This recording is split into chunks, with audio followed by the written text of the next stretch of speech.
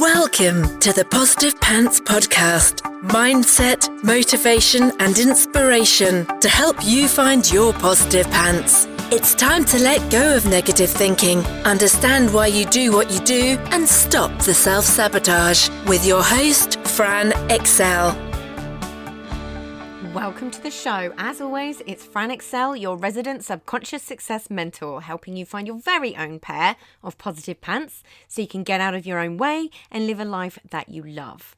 If you want to stop self-sabotaging your own success and let go of the stress, then you are in the right place, my friend.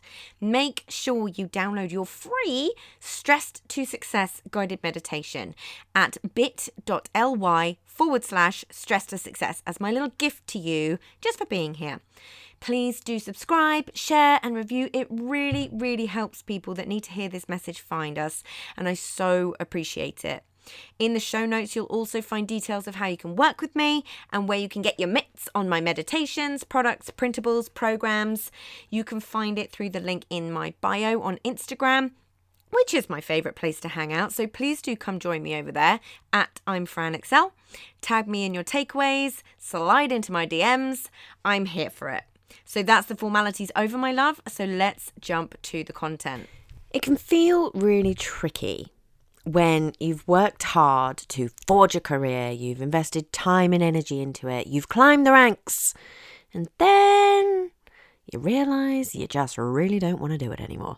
Ugh, now what? So today I'm talking about navigating a career change when you are, in inverted commas, older. I do believe this very thing is what creates a lot of these solo business owners that we have now, which is no bad thing. This comes again from a listener question about navigating this specifically in your late 30s. And here's the kicker. If you're in your late 30s, it's highly likely that what was instilled in you at school was that you decide what you're going to do for your career and your for whole life, age 16 to 18.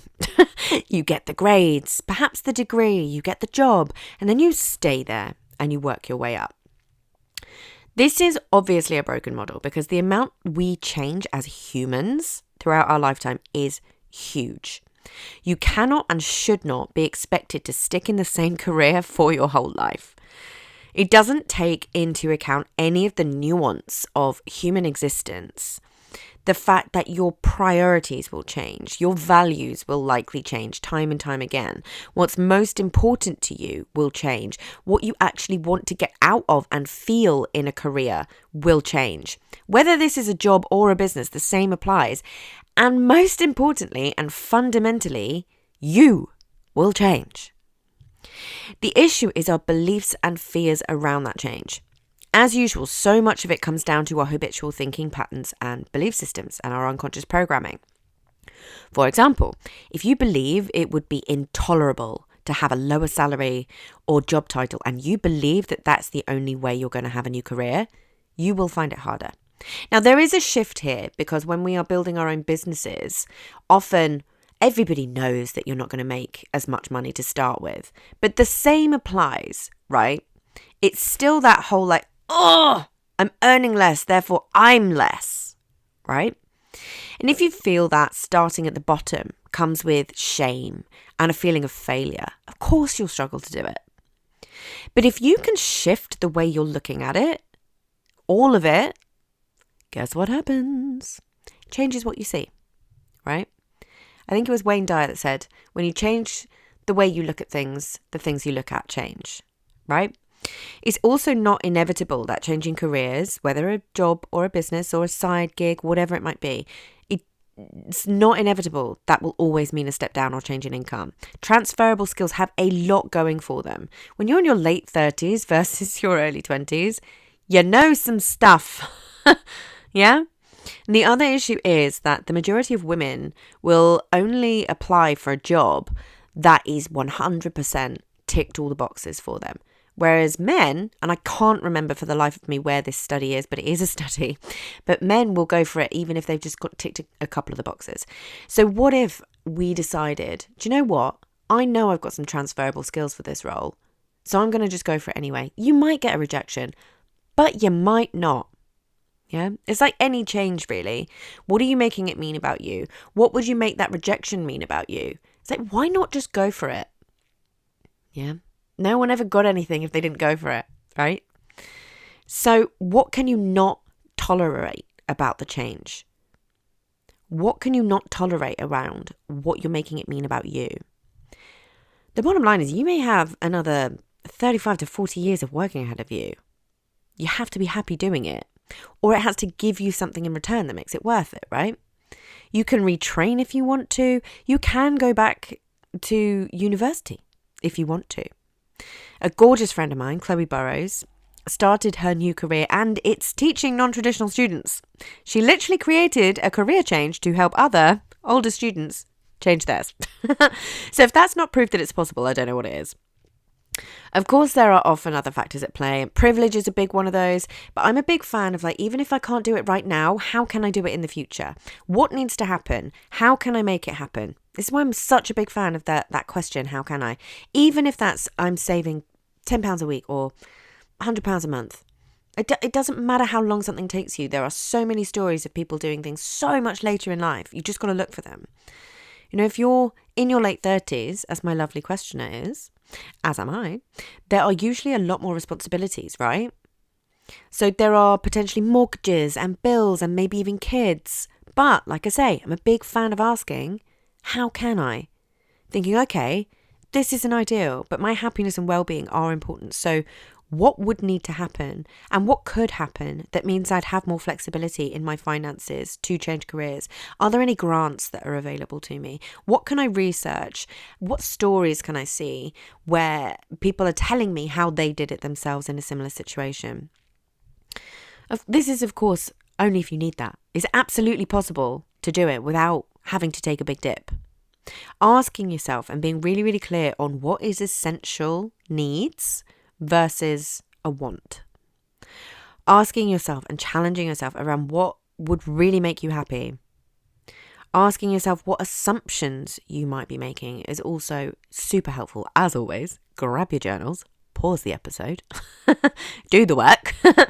It's a common belief that you need to start at the bottom. You might remember what it was like when you were first starting out, but it is not the same situation. Whether you're learning and starting a new business or a new career, you have so many transferable skills under your belt. It is totally different. Please don't forget that. And people in their 30s are actually what Gallup calls the job hopping generation.